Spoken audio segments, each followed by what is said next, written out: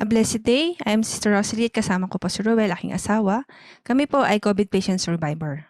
Kami po ay may isang anak, 5-year-old, na ninirahan with our mama here in UAE.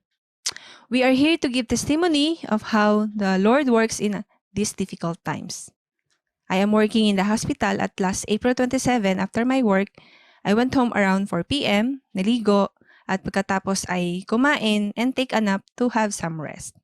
When I woke up in the evening, I feel unwell. So I told Mama, Tata Ruel, and Becca that I will not sleep with them in the room rather stay in the living room for this night. I took some medicine to ease my pain.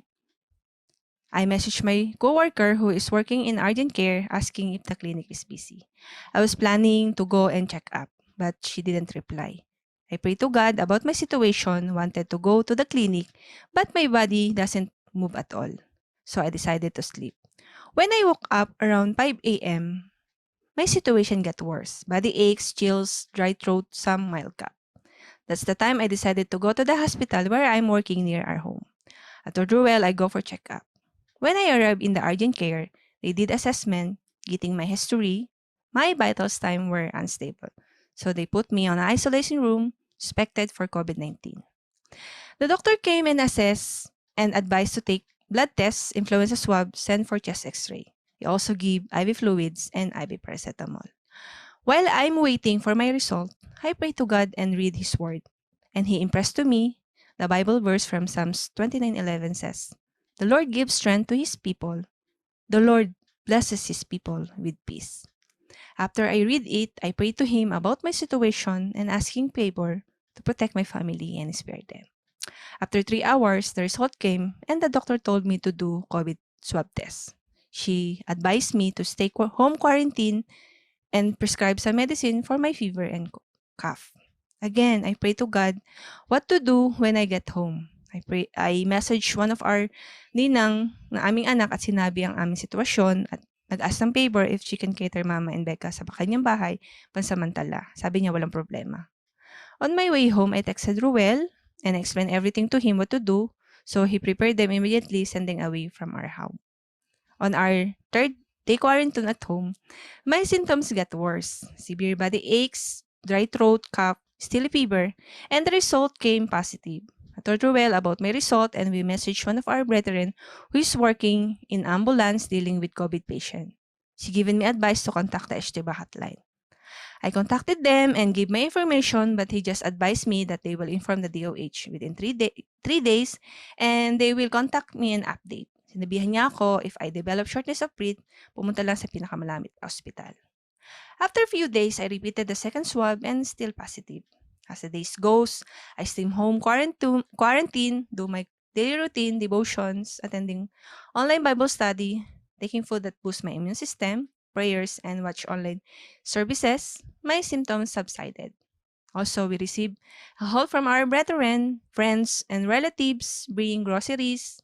Some give financial support and essential needs for daily needs and send us encouraging message from the Bible, support us through prayer. At this point of our situation, I realize how God works, how He's shown to us that He is in full control of everything, that there is a time for everything. Also, I received a call from the health authority updating my situation and given some advice. On our second weeks of quarantine, my husband Ruel were get tested also for COVID. I was just trying to give support to my wife while she's under home quarantine by cooking for her foods, assisting to her needs. Even though there's a big risk of being infected by the virus, I still continue. I thought I was okay, but the first test came positive. But I'm asymptomatic. So what I did was pray and stay calm. Naisip ko po na bilang husband at bilang magulang, I, I need to stay positive and keep focus on God. And He did comfort me at maraming ginamit na kapatiran at mahal sa buhay to strengthen our faith.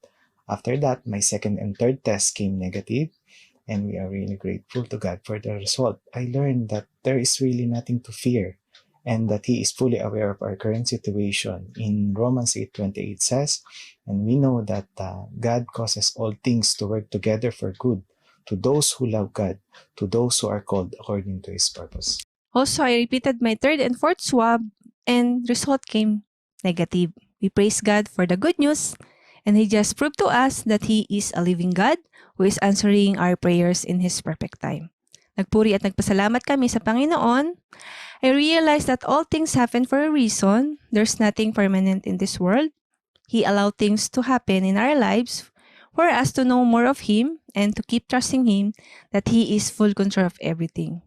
So always acknowledge God's power that we can overcome those trials because He is with us. I learned how to wait patiently to Him. For those brethren who are infected with this coronavirus, be strong in the Lord, for He will lift you up. Keep trusting in Him, for He knows everything. Give our burdens to Him because He cares for us. Be closer to Him more, hold all His promises, and pray continually. We are all victorious because Christ won the victory for us. Thank you, Lord, and we'll bring back all the glory and praises to Him alone, Jesus Christ, our God and Savior. Please pray for protection and covering for our mama and daughter from coronavirus. May our good Lord keep us all safe as they come back home and be with us.